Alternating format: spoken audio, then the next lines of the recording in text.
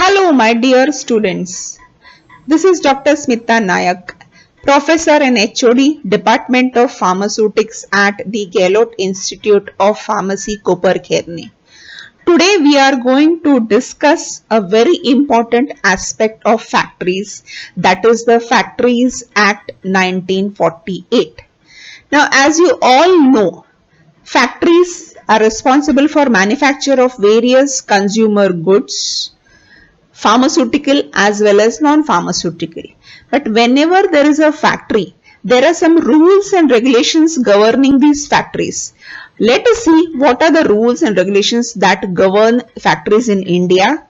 These factories fall under the purview of the Factories Act, which was laid down in 1948.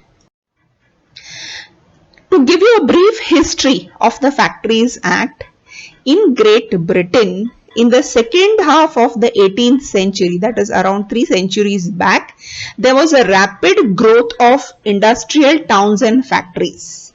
All of us have heard about the Industrial Revolution, which grew at a very rapid pace.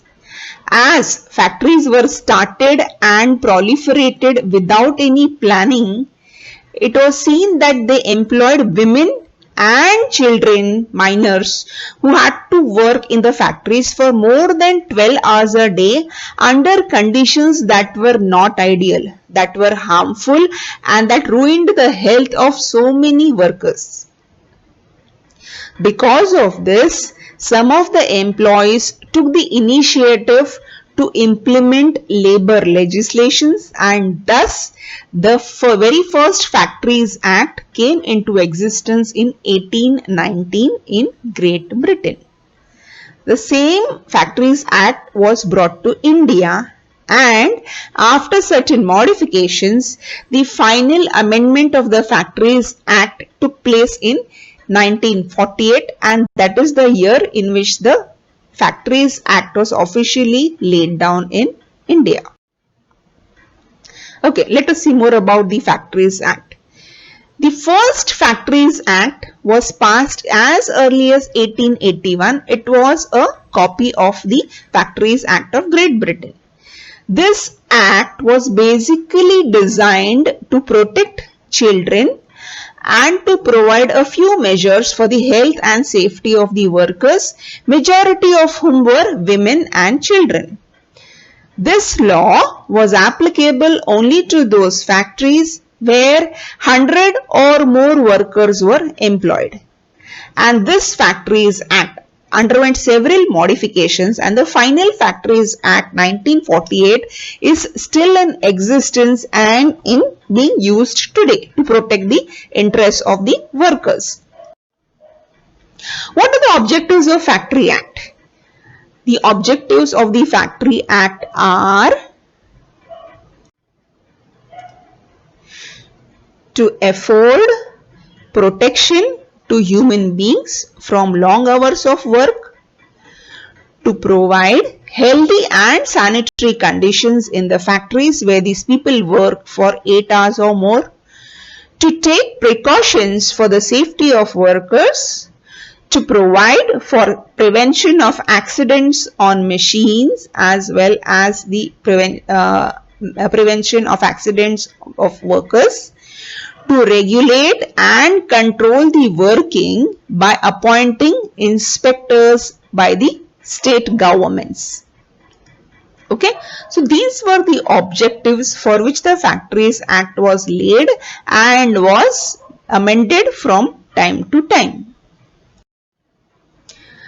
So what exactly does the Factories Act include? It lays down terms and conditions that have to be followed, that have to be implemented in the factories by those who own the factory or those who run the factory with regards to health of its workers, safety of its workers, the overall welfare and well-being of the workers working in the factory, regulation of the working hours of the adults who are working in the factory. As we all know, child labor is now illegal, and to recommend any annual leave with wages or paid leave for the workers. So that is why under the Factories Act you have certain uniform rules and regulations that have been laid down and that have to be implemented by every factory that employs a certain number of employees. And what this is, we are going to look as we go ahead. But before we proceed to the actual provisions that are laid down in the Factories Act for the benefit and welfare of the workers, we are first going to look at a few definitions under the Factories Act. Okay, like I mentioned to you at the very beginning, factories are manufacturing hubs. They are responsible for manufacture of various goods for human consumption, whether these goods are pharmaceutical or non-pharmaceutical. The rules and regulations apply to both pharmaceutical as well as non-pharmaceutical organizations.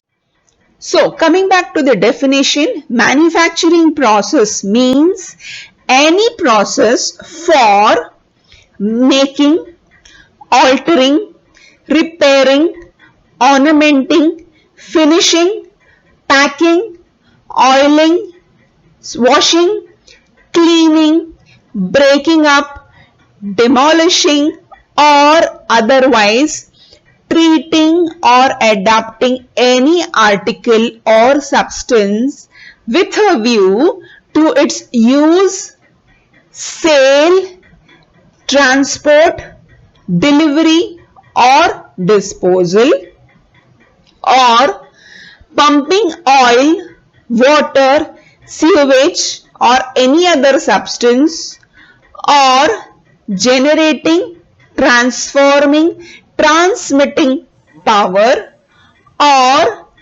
composing types for printing by letterpress, lithography, photography or any other similar process, or even bookbinding, constructing, reconstructing, repairing, refitting, finishing or breaking up ships or large vessels, preserving or storing any article in cold storage. Thus, the phrase manufacturing process covers a wide gamut of activities that are responsible for producing items for the use of the or consumption of common man, or any activity that is closely related to and affects our lives.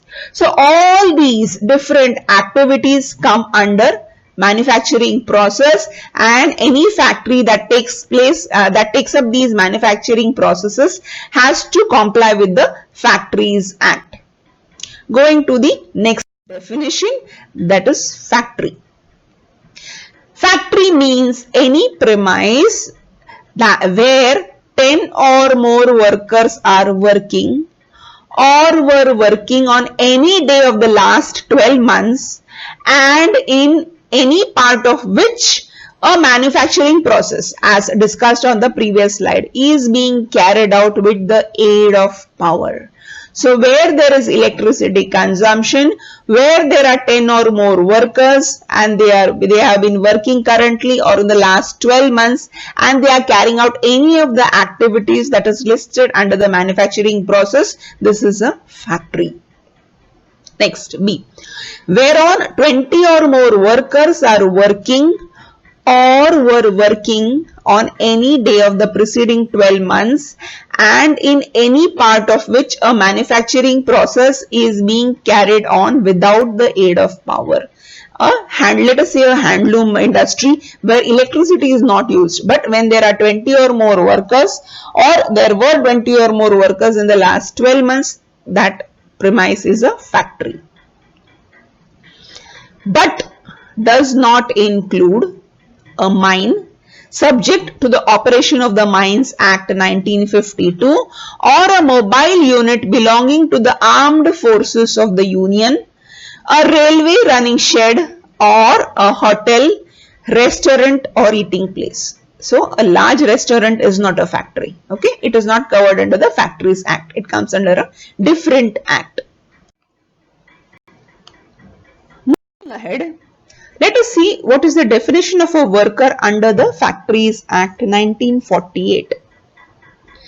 Worker means a person employed, yes, directly or through any agency, including a contractor, with or without the knowledge of the principal employer, whether for remuneration or not, in any part, any of the manufacturing process, or in cleaning any part of the machinery or premises used for the manufacturing process, or in any other kind of work incidental to or connected with the manufacturing process, or the subject of the manufacturing process, but does not include any member of the armed forces.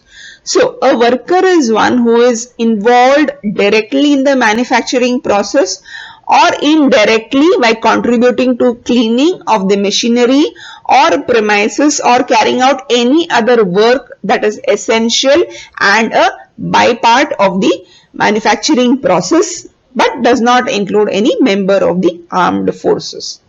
Thus, we have looked at three different definitions, that of manufacturing process, factory and worker, and these are the three most important definitions that are laid down in the Factories Act 1948. Now, let us move forward and understand what are the provisions given to the worker under the Factories Act.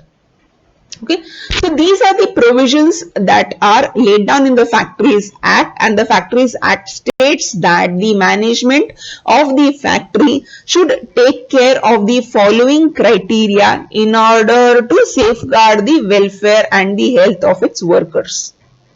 Therefore, there are provisions laid down in the Factories Act with regard to cleanliness of the premises, with respect to procedures to be availed of for disposal of waste and effluents, maintenance of adequate ventilation and temperature for the health and well-being of the workers, the levels of dust and fumes that can be generated and that are allowed to be generated in a working area, requirements for artificial humidification of the premises,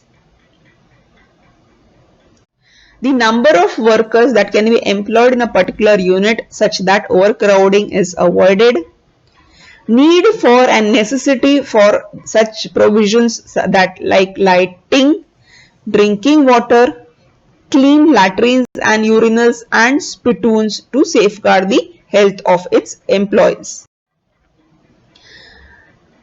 Further, what are the provisions that are laid down in the Factories Act regarding safety of its workers? Fencing of machinery so that the machinery is less likely to cause accidents. The procedure to be followed while a worker is working on or near a machinery that has moving parts. Provisions for employment of young person on dangerous machines. Provisions for striking gear and devices, that is safety devices for cutting off power in case of accidents. Need for self-acting machines. Necessity of casing of new machinery or cordoning off of the new machinery so that nobody goes close to it and inadvertently causes an accident. Prohibition of employment of women and children near cotton openers. Need for use of equipment such as hoist or lift or lifting machines and others so as to reduce the burden on the manual burden on the workers. Use of revolving machinery in a safe manner. Procedure for operation of plants that are under high pressure because these are most likely to cause accidents.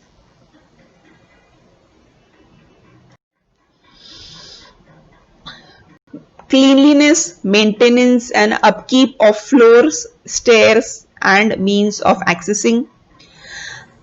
How to maintain pits, sumps, openings in floors and other aspects. What is the limit of weight that a worker can lift or operate.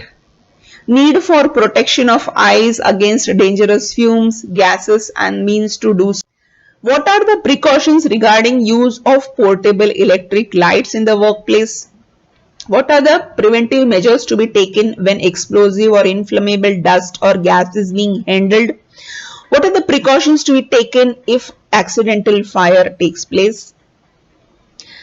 Laying down of specifications for defective parts or testing of the parts for stability, overall safety of building and machinery, and the need for a presence of safety officers on site. So these are the various provisions that are mentioned in the Factories Act, and the management of the factory has to take into consideration all these provisions and make adequate arrangements for the safety of his workers. Other than safety, some welfare activities also need to be carried out. So what is it that directly impacts the welfare of the workers, their physical and mental well-being, is the presence of good washing facilities. If you have been to any factory, you would have seen that the workers, they need to, especially in the pharmaceutical industry, they need to wash their hands and feet and wear a safe gown, and at the end of the day when they exit, again they are supposed to wash their hands, feet, change out of the gown and then leave the premises. So adequate good washing facilities with water supply, facilities for storing and drying clothing, good sitting facilities, first aid facilities which are very necessary in case of minor accidents, canteens, shelters, restrooms and lunchrooms where they can take a break and they can refresh themselves, creches for small children of women who are working in the factory, and the presence of welfare office. All these are very necessary for the welfare and well-being of the workers. Okay, so with this we have had a brief overview of the Factories Act 1948. We looked into the origin of the Factories Act, which was in Great Britain. The same act was brought to India and it was modified and amended to the Factories Act 1948, which is in existence till date. And this act lays down the provisions for welfare of its workers. So where there are 10 workers or where there are 20 workers, the same is called as a factory, with a few exceptions which we have seen in our previous slides. And the provisions that need to be made for the workers, for their safety, for their mental and physical well-being are laid down in the Factories Act, and each and every factory has to comply with the provisions of the Factories Act. With this, I conclude the topic of Factories Act. Thank you for your patient listening.